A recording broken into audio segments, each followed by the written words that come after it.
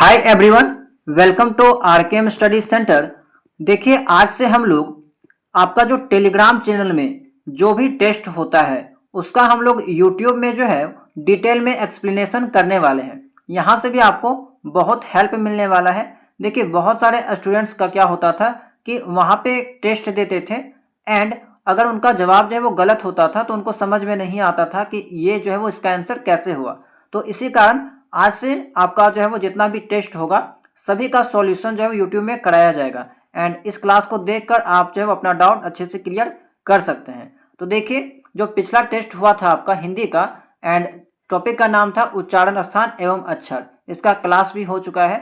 Test में जो सवाल पूछा गया था उसका जवाब क्या होगा, कैसे आपको जवाब करना है, चलिए देखते हैं। देखिए, पहला जो सवाल पूछा गया था वो आपका था कि हिंदी की मूर्धन्य ध्वनियाँ है, ठीक है। तो मैंने आपको एक ट्रिक बताया था कि जितना भी वर्ग है, चाहे क वर्ग हो गया, इसके अलावा च वर्ग हो गया जो कि च वाला ग्रुप है, इसके अलावा ट वर्ग हो गया एंड इसके बाद आता है त वर्ग एंड लास्ट में आता है प वर्ग। ये आपको पांचों पता होगा, अगर आपने क्लास देखा है तो पांचों के बारे में मैंने आपको बताया था। अब ये जो वर्ग है आपका एंड प्रत्येक वर्ग में पांच पांच वर्ण आता है, जैसे इसमें क ख ग घ अंगा। इसी तरह इसमें च वाला पूरा वर्ग आ जाएगा, ट वाला पूरा पांचों आ जाएगा, त वाला पूरा पांचों, प वाला पूरा पांचों। लेकिन देखिए, यहाँ पे जो प्रत्येक वर्ग है उसका उच्चारण स्थान क्या होगा, तो एक ट्रिक मैंने आपको बताया था कि याद कैसे रखना है कि केटीएम, के इसमें के का के टी एम डी ओ यानी कि केटीएम 2 करके याद रख सकते हैं। के से क्या हुआ, के से कंठ, टी से क्या हुआ तालु, एम से क्या हुआ मूर्धा, डी से क्या हुआ दंत, ओ से क्या हुआ ओष्ठ। कैसे रिलेट कीजिएगा, तो देखिए कवर्ग में जितना भी वर्ण आया है उसका उच्चारण स्थान क्या हो जाएगा कंठ। चवर्ग में जितना भी वर्ण आया है उसका उच्चारण स्थान क्या हो जाएगा तालु, क्योंकि टी आया है। टवर्ग में जितना भी वर्ण आता है उसका उच्चारण स्थान मूर्धा, ठीक है। तवर्ग में जितना भी वर्ण आता है उसका उच्चारण स्थान दंत, पवर्ग में जितना भी वर्ण आता है उसका उच्चारण स्थान ओठ, ठीक है। आई होप कि आपको ये चीज समझ में आ गया होगा। अब सवाल देखिए, हिंदी की मूर्धन्य ध्वनियां यानी कि एम आया है, केटीएम यानी कि ये एम वाला मूर्धा आया है, मूर्धन्य ध्वनियां पूछ रहा है। तो यहाँ पे क्या आएगा, ये था आपका कवर्ग का, ये था आपका चवर्ग का, तो ये आपका है टवर्ग का। तो देखिए ट ठ ड ढ ये वाला बिल्कुल आपका सही हो जाएगा। बाकी ये च वाला जो है ये तो आपका क्या आ जाएगा तालु, ठीक है। त वाला क्या आ जाएगा दंत, प वाला क्या हो जाएगा ओष्ठ एंड यहाँ पे 12% लोगों ने गलत जवाब दिया था, 6% लोगों ने इसका जवाब ओठ दे दिया ओष्ठ, 12% लोगों ने इसका जवाब दंत दे दिया एंड 82% जो यहाँ पे सही जवाब के साथ गए थे, ये आपका सही हो गया। चलिए नेक्स्ट देखते हैं। कंठोष्ठ ध्वनि यानी कि कंठ प्लस ओठ यानी कि ओठ दोनों का उपयोग किया जाता है किसके उच्चारण में, तो यानी कि औ, ये वाला बिल्कुल सही है। लेकिन देखिए बहुत सारे स्टूडेंट्स यहाँ पे मिस्टेक क्या किए थे, देखिए 42% स्टूडेंट्स ने गलत जवाब दिया था, का जवाब दे दिया था। का उच्चारण स्थान केवल कंठ के द्वारा होता है, इसके उच्चारण स्थान में हम लोग ओठ का उपयोग या फिर ओष्ठ का जिसको हम लोग कहते हैं उसका उपयोग नहीं करते हैं। लेकिन 42% स्टूडेंट्स यहाँ पे कंफ्यूज हो गए एंड गलत जवाब दे दिए। यहाँ पे राइट जवाब क्या हो गया आओ, ठीक है। एंड ये कैसे बना है अ प्लस उ से, ठीक है, अ प्लस उ। अब देखिए आ का होता है कंठ, उ होता है ओष्ठ, आ का उच्चारण स्थान कंठ, उ का होता है ओष्ठ, तो ये दोनों को मिलेगा, मिला के क्या बनेगा कंठोष्ठ, तो ये वाला आपका सही हो जाएगा, ठीक है। अच्छा, एक और डाउट रहता है स्टूडेंट्स के मन में, आगे हो सकता है वो सवाल देखने को मिले कि ए रहेगा या आय रहेगा इसका उच्चारण स्थान, तो इसका होता है कंठ तालु, कंठ तालु, ठीक है। यानी कि ये कैसे बना है अ प्लस ई से बना है एंड अ का होता है कंठ, ई का होता है तालु, दोनों मिला देंगे बन जाएगा कंठ तालु। सेम यहाँ पे सवाल क्या पूछा है कि ओ, देखिए ओ रहेगा या आव रहेगा, तो ये बना है आपका अ प्लस उ से एंड अ होता है कंठ का, उ होता है ओष्ठ का, दोनों को मिला देंगे कंठोष्ठ, तो ये आपका सही हो गया, ठीक है। तो आई होप कि अब आपका कॉन्सेप्ट यहाँ पे क्लियर हो गया होगा। आगे तालव्य व्यंजन, देखिए ट्रिक से आराम से सॉल्व कर सकते हैं। केटीएम डीओ 2, केटीएम 2 यानी कि टी से तालव्य यानी कि ये चवर्ग के बारे में बात कर रहा है, ये वाला आपका सही हो जाएगा। प वाला आपका ओष्ठ, ट वाला आपका क्या हो जाएगा मूर्धा, त वाला आपका दंत, एंड क में क्या हो जाएगा, के से कंठ जो कि क वर्ग वाला आ जाएगा। ठीक है, तो ऐसे ही रिवीजन करते रहिए। आगे द ध्वनि का उच्चारण स्थान, द यानी कि ये आपका त वर्ग वाला है। ठीक है, एंड त वर्ग से आपका क्या हो जाएगा, दंत, केटीएम 2। तो ये आपका द वर्ग है, द वर्ग नहीं त वर्ग का है, एंड त वर्ग का आपका दंत होता है उच्चारण स्थान, तो ये हो जाएगा आपका सही। नेक्स्ट देखिए, ओ एंड आओ का उच्चारण स्थान, कंठोष्ठ अभी मैंने आपको बताया 85% लोग सही के साथ गए थे, 13% लोगों ने गलत जवाब दिया था। उच्चारण की दृष्टि से व का उच्चारण स्थान क्या है, तो व का जो उच्चारण स्थान होता है वो होता है दंतोष्ठ। ठीक है, ये वाला आपका सही हो जाएगा, दंत प्लस ओष्ठ दोनों का उपयोग यहाँ पे किया जाता है। ओके, ये वाला आपका सही हो जाएगा। एंड यहाँ पे भी बहुत लोग कंफ्यूज कर गए थे, 51%, 31% ने यहाँ पे कंठ तालव्य भी जवाब दिया था, जो कि बिल्कुल गलत है। अगर आप उच्चारण भी कीजिएगा तो दांत का उपयोग व में किया जाता है, व दांत पे यहाँ पे जोर पड़ता है। ठीक है, आगे देखिए, निम्नलिखित में से कंठ ध्वनिया कौन सी है, कंठ ध्वनिया केटीएम 2 पहला ही वर्ग वाला हो गया, क ख क वर्ग वाला। ठीक है, टठ आपका क्या हो जाएगा, तो ये ट वर्ग से बिलोंग करता है, मूर्धा, यह वाला तो आपका उसमें व्यंजन हो जाएगा। ठीक है, च छ ये आपका तालव्य वाला हो गया। ठीक है, तो तालव्य वाला ही हो गया ये आपका।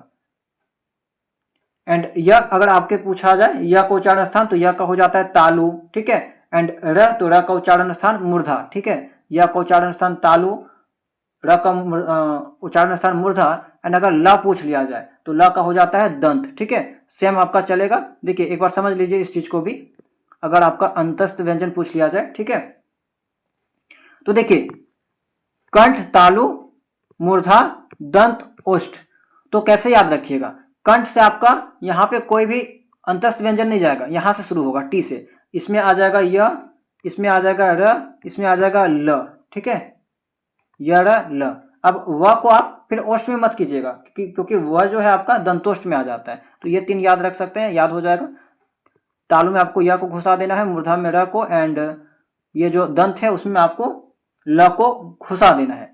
सेम इसी के बगल में आप जो है यहाँ पे तीनों सा को लिख सकते हैं, ये आपका हो गया एंड ये। ठीक है, यानी कि तालव्य सा हो गया, इसके अलावा मूर्धन्य सा एंड दंत सा।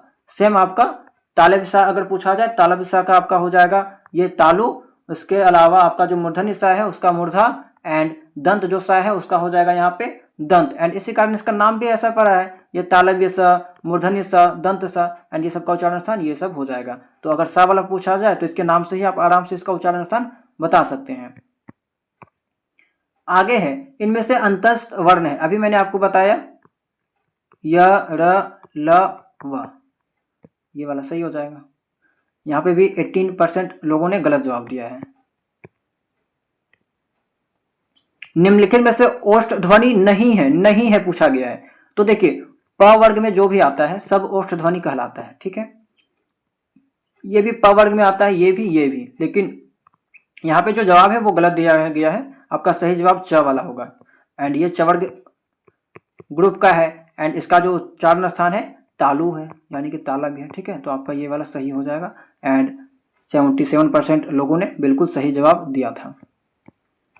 अगला सवाल, हिंदी की ओष्ठ व्यंजन ध्वनि है, ओष्ठ वही प वर्ग वाला, तो ज ये तो च वर्ग में आ जाएगा, यानी कि तालव्य में आ जाएगा, त थ ये त वर्ग में आ जाएगा, एंड त वर्ग का उच्चारण स्थान दंत वाला हो जाएगा।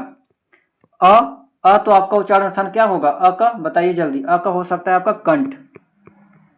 ठीक है, अ का उच्चारण स्थान कंठ होता है, अ हो गया, अमेकर आ हो गया, इसका उच्चारण स्थान कंठ होता है। इसके अलावा हर्षय, दुर्घय, इसका उच्चारण स्थान तालु होता है। ठीक है, री का उच्चारण स्थान आपका मूर्धा होता है। ठीक है, तो ये सब ध्यान में रखिएगा, हर्षव एंड दुर्घव का उच्चारण स्थान आपका ओष्ठ हो जाता है।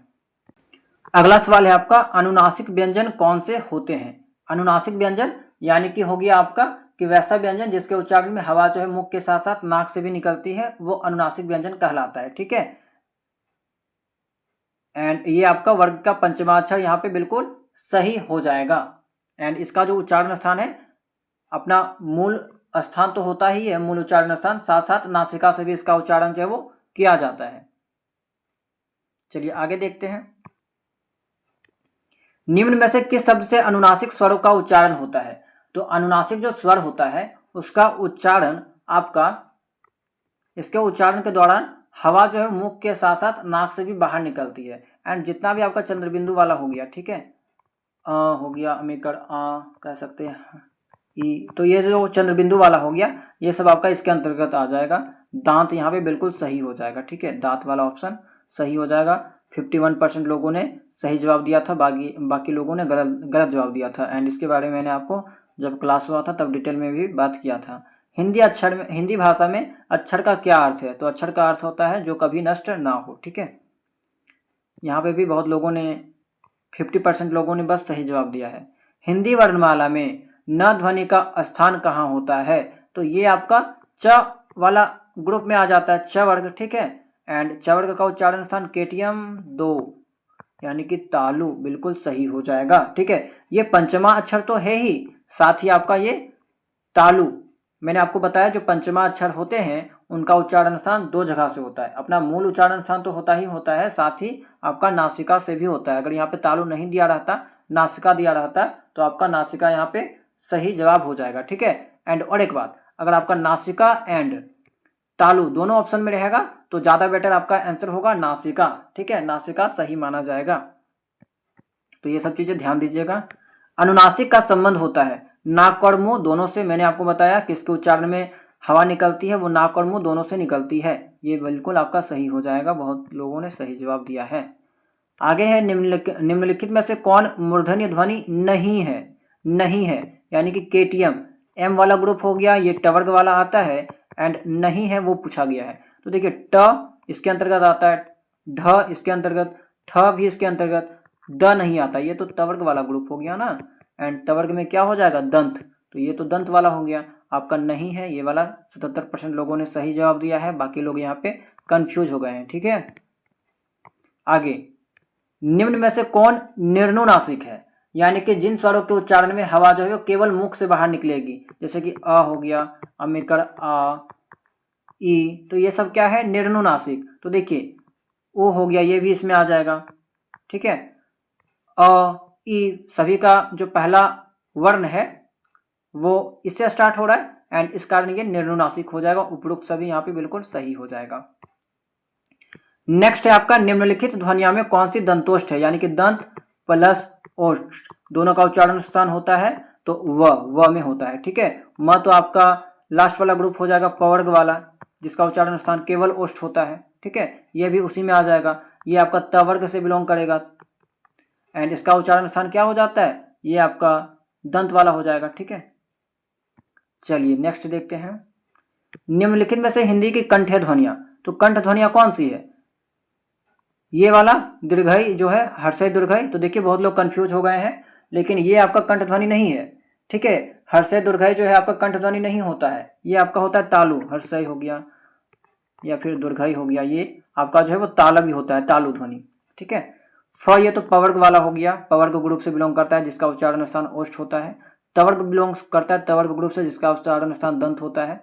ये आपका ह बिल्कुल सही हो जाएगा। ह जो है वो कंठ से होता है इसका उच्चारण। तो जो एक्सेप्शन टाइप का लगता है आपको, अपवाद टाइप का, वो सब ज़्यादा याद रखिएगा, ठीक है। जैसे ह व ये सब ज़्यादातर पूछा जाता है एंड स्टूडेंट ज़्यादातर इसी में कंफ्यूज होते हैं।